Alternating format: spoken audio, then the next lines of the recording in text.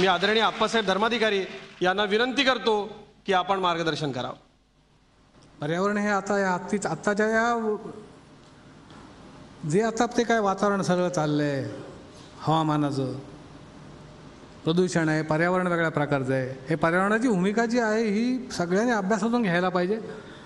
आणि ही घेण्यासाठी जी आता ही जी अशी जी पुरस्कार किंवा असे जे सन्मान अनन्य सन्मान केले जातात हे प्रत्येकाने करायलाच पाहिजेत. का कराल त्या माणसाची अपेक्षा काही नसते. आता उषाताईंची अपेक्षा काही नाही, एक समाजकार्य करायचं आहे म्हणून ह्या दृष्टिकोनातून जे आज महत्त्वाच्या पर्यावरण क्षेत्रासाठी ते जंगलाची भूमिका आहे आज आहे. झाडं लावा, झाडं तोडू नका किंवा झाडं लावून संगोपन करावं, ही जी भूमिका आहे ही आज फार आवश्यक आहे. आणि ह्या विचारांची आज प्रत्येक खेडेगावात असं नाही, प्रत्येक ठिकाणी शहरामध्ये सुद्धा आपल्या असेल जागा असेल तर आपण जरूर वृक्ष लावायला पाहिजे. आणि जी 24 तास निधी आज अनन्य सन्मान सोहळा चांगल्या प्रकारे चालवलेला आज 8 वर्ष आहे, तोही पुढे अखंड चालत राहावं ही माझी त्यांना नम्र विनंती आहे.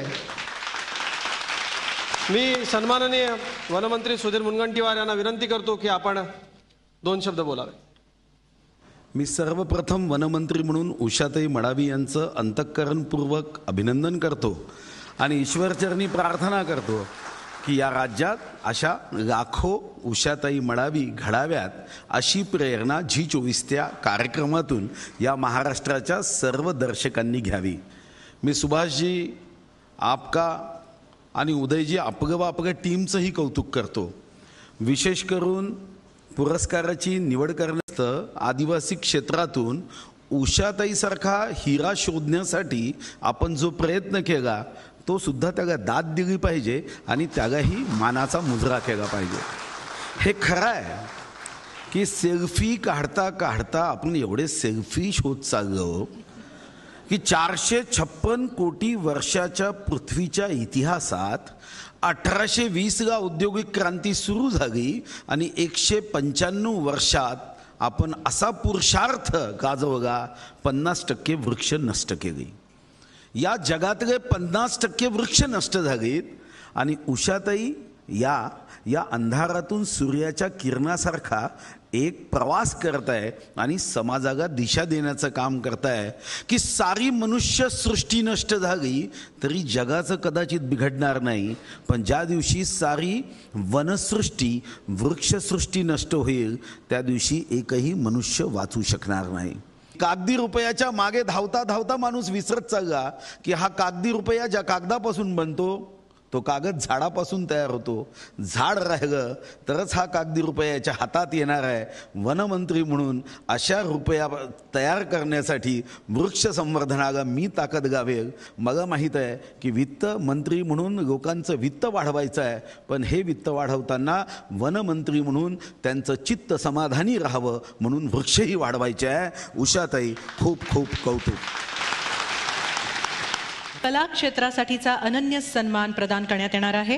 माजी मंत्री Balasaheb Thorat, national school of ड्रामाचे प्रमुख वामन केंद्रे यांनी मंचावर यावं अशी मी त्यांना विनंती करते.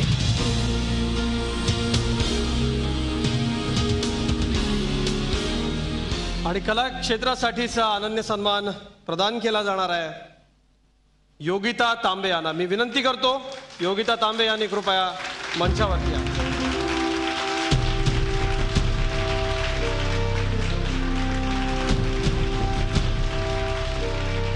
योगिता तांबे यांच्या कला क्षेत्रातील कार्यावर एक नजर टाकूया.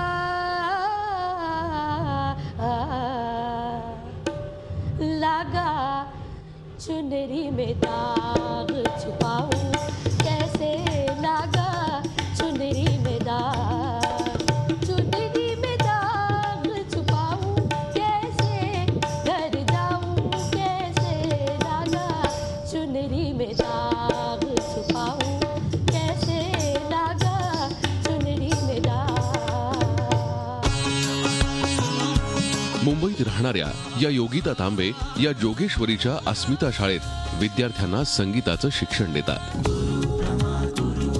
निसर्गानं योगिता यांची दृष्टी हिरावून घेतली असली तरी त्यांची जिद्द भल्या भल्यांना तोंडात बोट घालायला लावणारी आहे.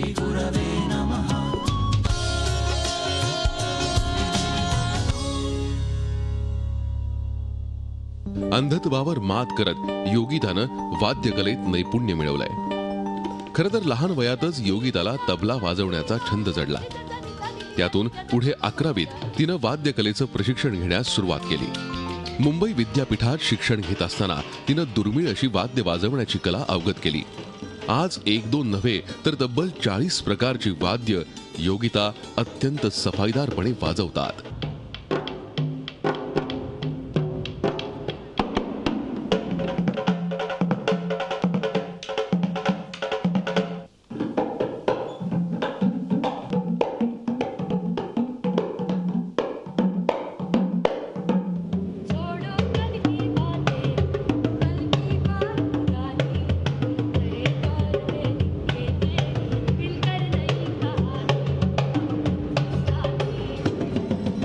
विशेष म्हणजे त्यांनी ही कला केवळ स्वतःपुरती मर्यादित ठेवली नाही. योगिता आज गुणवंत आणि गरजू मुलांना निःशुल्क विविध प्रकारची वाद्य शिकवतात.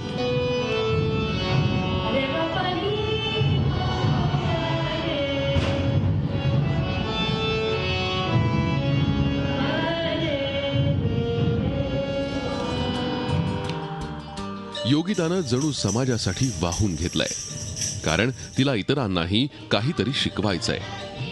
योगितानं मुंबईतील रुईया महाविद्यालयातून इतिहास या विषयात पदवी घेतलीये. ती केवळ वाद्य वाजवण्यात पारंगत आहे असं नाही, तर इतिहास विषयात कॉलेजात प्रथम येण्याचा मानही तिनं पटकावलाय.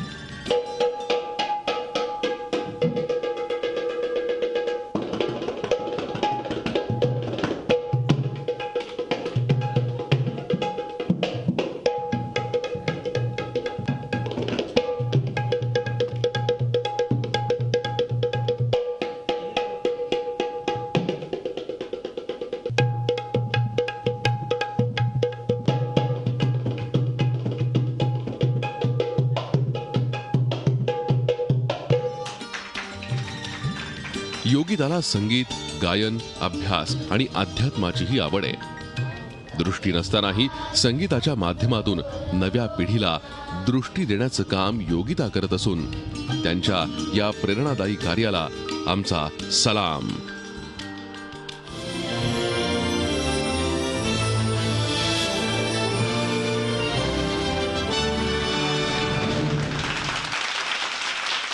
योगिता तांबे यांच्या गौरवार्थ एक मानपत्रही दिलं जात आहे. तुम्हाला लाभली कलेची डोळस दृष्टी. तुम्ही झंकारली नाद, लय, ताल, सुरांची सृष्टी. वाद्यकलेत झालात पारंगत. इतरांना दाखवला मार्ग कला प्रवासाचा. ठेका धरला संगीत साधनेचा. वाद्यांचे बोल म्हणजे तुमचा श्वास. संगीताची आराधना म्हणजे तुमची जगण्याची आस. तुमच्या कला मार्गावरच्या प्रवासाला सलाम. झी 24 तास अनन्य सन्मानाच्या रूपानं. यानंतर मी वामन केंद्रे यांना विनंती करते की त्यांनी योगिता तांबे यांचा शाल आणि पुष्पगुच्छ देऊन सत्कार करावा.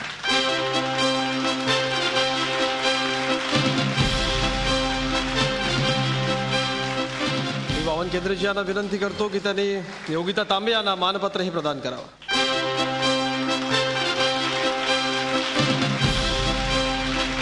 यानंतर मी बाळासाहेब थोरात यांना विनंती करते की त्यांनी योगिता तांबे यांना अनन्य सन्मान प्रदान करावा.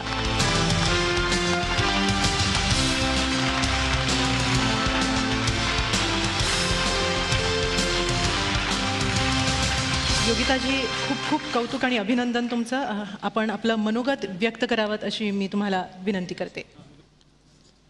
मी 40 वाद्य वाजवते. अस्मिता विद्यालय जोगेश्वरी इथे मी संगीताचे शिक्षण देते. मुलांचा वाद्यवृंद आज शाळेत उभारलेला आहे.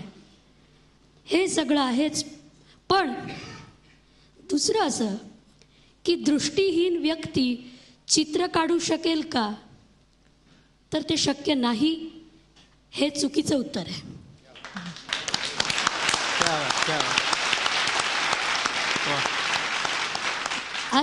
आज इथे जगाचा विचार सोडूनच द्या, महाराष्ट्रातच असे अनेक दिव्यांग आहेत ज्यांच्या अंगात खूप कला आहेत, खूप टॅलेंट आहे, कौशल्य आहे, मात्र एक कुठेतरी विकासापासून, समाजापासून ते वंचित आहेत, दूर आहेत. तर अशा दिव्यांगांना आम्ही अस्मितामध्ये असा यांच्यासाठी शब्द वापरतो, अमृतपुत्र.